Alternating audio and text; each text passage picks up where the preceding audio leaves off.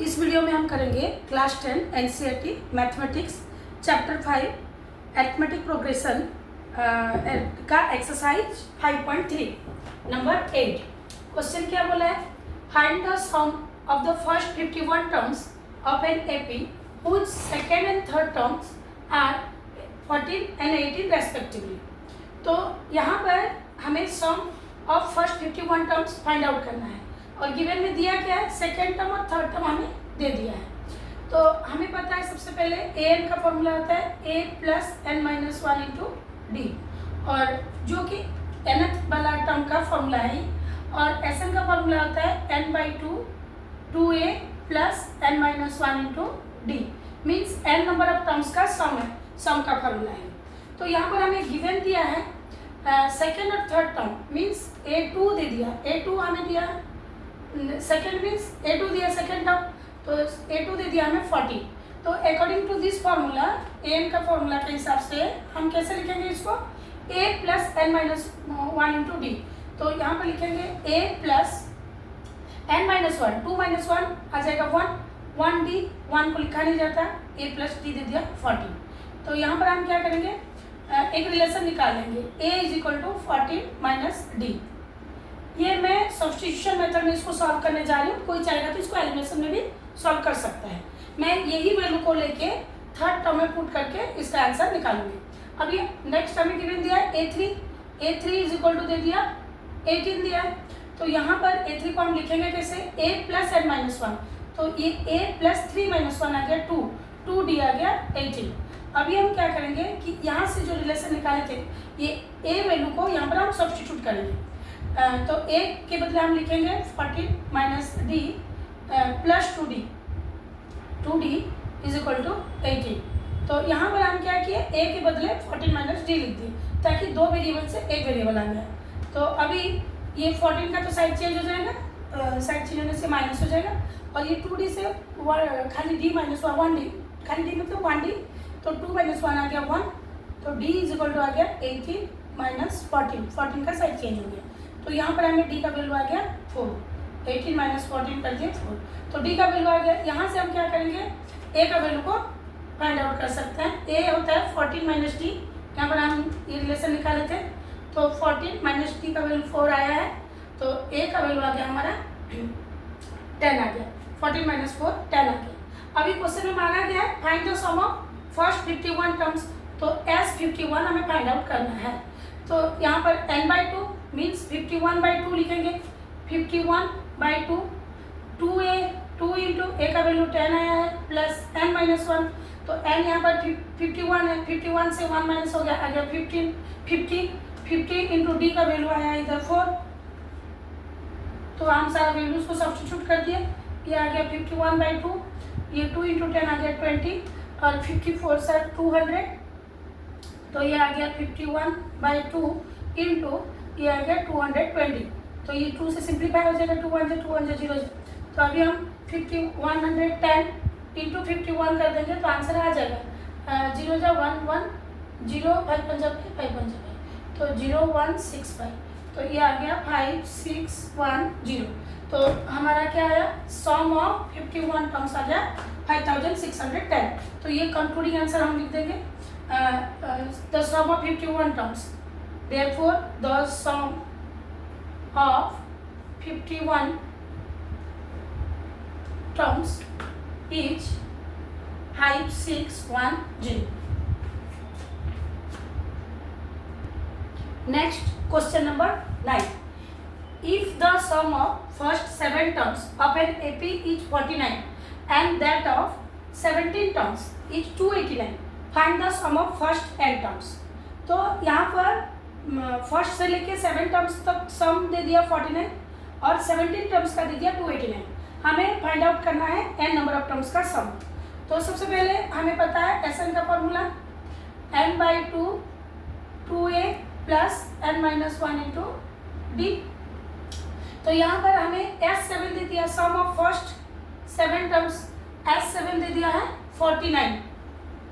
तो हम S7 के बदले कैसे लिख सकते हैं, n बाई 2 मीन्स 7/2, अच्छा 2a प्लस 7 माइनस 1 हो गया, 7 माइनस 1 6, 60 इज इक्वल टू 49। यहाँ पर ए भी गिवन नहीं है कि डी भी गिवन नहीं है, तो यहाँ पर हम एक रिलेशन निकालेंगे, फिर उसको सेकंड में लेके पुट करेंगे। अच्छा, तो यहाँ पर 7/2 का अगर हम साइड चेंज कर लेंगे तो ये 2, ये दोनों में से 2 कॉमन आएगा, 2 कॉमन आने से a + 3d हो गया ये वाला, और इज इक्वल टू 49 इंटू 2/7 हो गया। ये इसका हम साइड चेंज किए तो इसका इन्वर्स हो गया, मल्टीप्लाई हुआ था डिवाइड हो गया, तो डिवाइड होने से उसका इन्वर्स हो गया 7 सर। तो यहाँ पर a + 3d is equal to ये जो 2 था, 2 इधर जाने से साइड, ये 7 2 जब 14 और 2 इधर है डिवाइड हो गया, तो ये फिर अगेन 7 आ गया। यहाँ से भी हम सिंप्लीफाई कर सकते हैं, तो यहाँ पर हमें एक रिलेशन आ गया 7 - 3d, a is equal to आ गया 7 - 3d।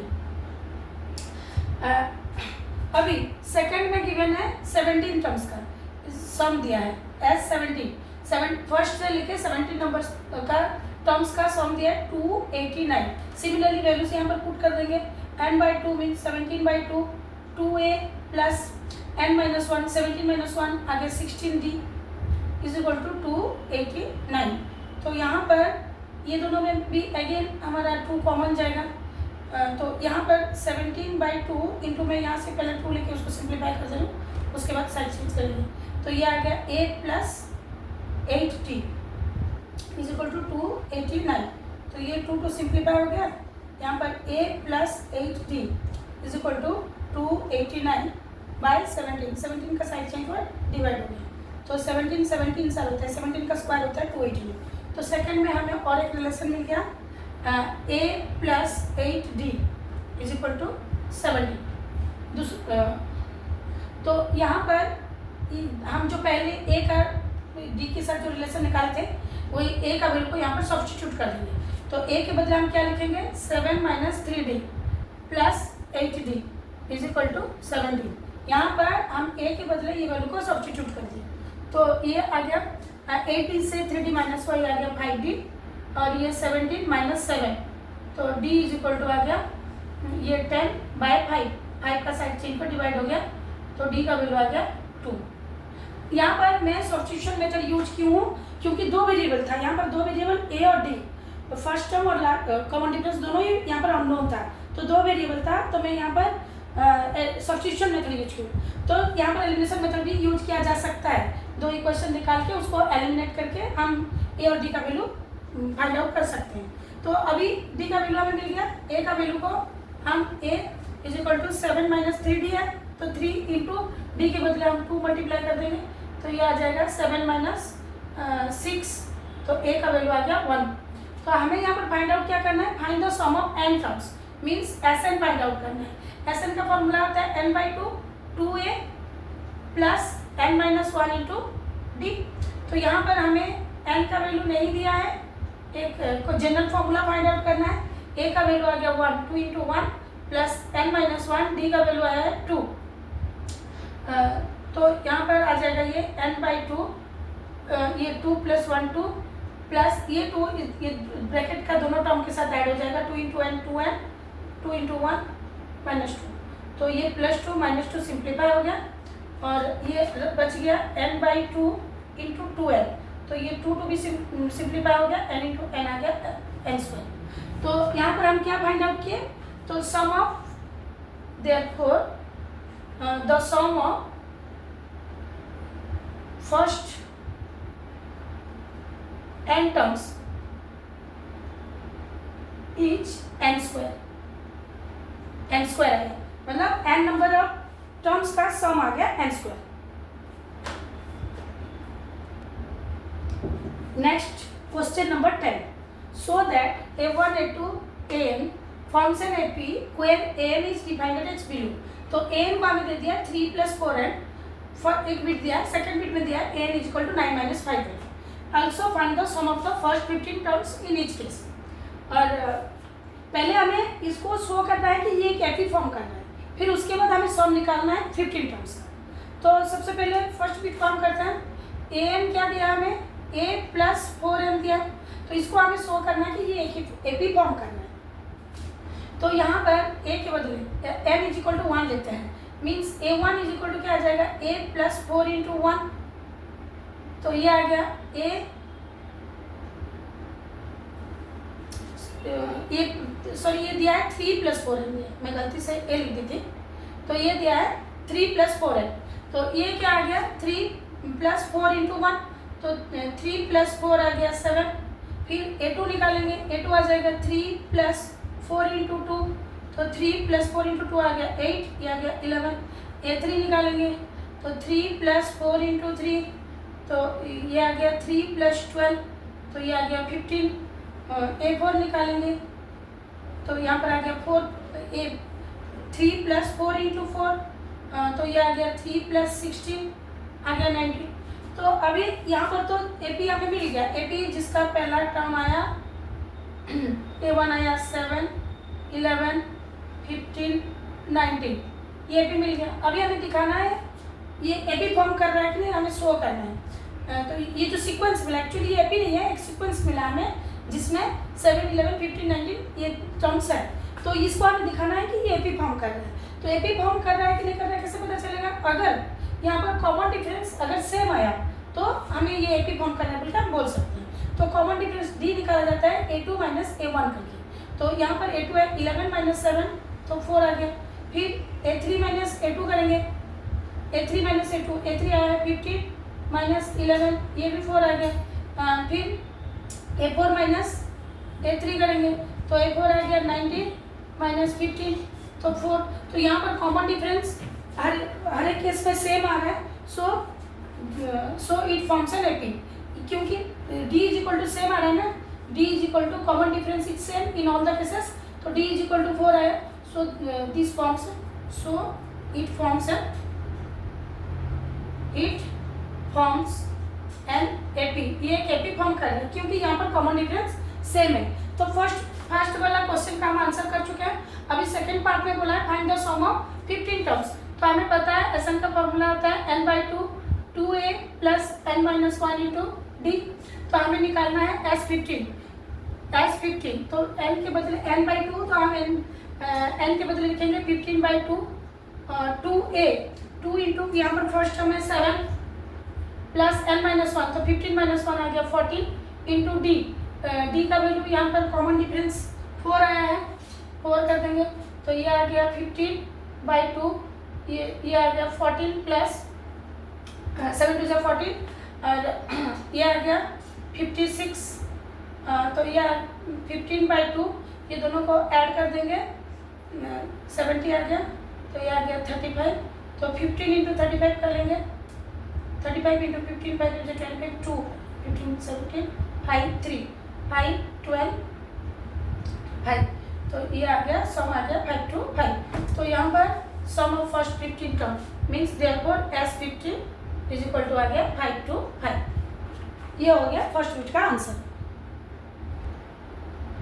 अभी सेकेंड बिट में n क्या दिया है 9 - 5n, तो यहाँ पर हम A1 निकालेंगे, 9 - 5 × 1, तो ये आ जाएगा 9 - 5 आ गया 4, A2 निकालेंगे A - 5 × 2, तो ये 9 - 10 - 1, A3 9 - 5 × 3, तो 9 - 15 आ गया -6, A4 9 - 5 × 4, तो 9 - 20 - 11, तो ये हमें एक सीक्वेंस मिला जो सीक्वेंस में 4 - 1 -6 -11 ये एक सीक्वेंस मिला। अभी हमें इसको दिखाना है कि ये एक AP है, तो उसके लिए हमें D फाइंड आउट करना पड़ेगा, कॉमन डिफरेंस निकाला जाता है A2 - A1, तो -1 यहाँ पर A2 है -1 -4, ये आ गया -5,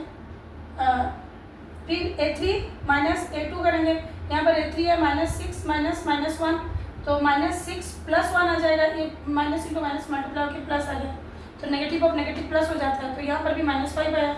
अभी A4 - A3 करेंगे, तो A4 यहाँ पर आया है -11 -6, तो नेगेटिव ऑफ नेगेटिव पॉजिटिव हो जाता है, तो डबल नेगेटिव होने से ये आ गया +6, तो यहाँ पर भी आ गया -5।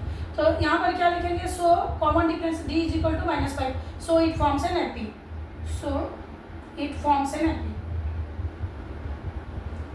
फॉर्म्स एन एपी, क्योंकि यहाँ पर कॉमन डिफरेंस सबके लिए सेम आया है। नेक्स्ट पार्ट में इसका क्या करेंगे हम, S15 निकालेंगे। Sn का फॉर्मूला है n/2 2a plus n-1 into D.